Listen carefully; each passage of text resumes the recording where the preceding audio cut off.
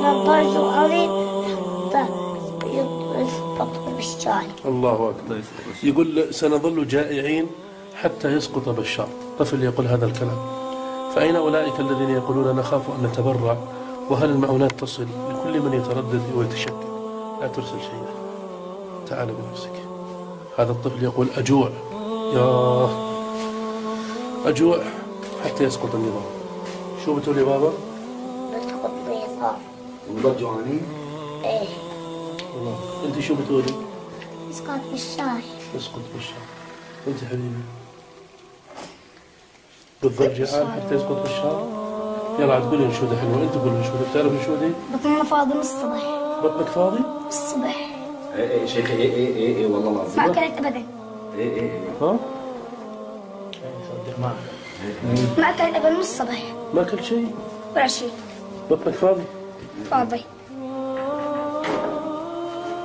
طب أمه طلع الزيتون من الأكل. جيعان الحين؟ ما عندنا مصاري أبدا. ولا طحين؟ ولا طحين وكل شيء. لا تطلع. جيعان هسه؟ يلا إن شاء الله بإذن الله إخوانك المسلمين الآن يسمعون يلبوا نداء الجوع. لبوا نداء إخوانك. شو بتقول إخوانك في السعودية؟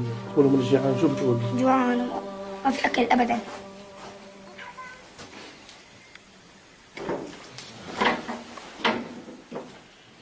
إن شاء الله أبشر بالخير. أبشروا بالخير يا إخوان. هؤلاء الأطفال المسلمين يقول لم يأكل الآن الساعة 1 ظهرا لم يمس بطنه شيء، لم يدخل بطنه شيء.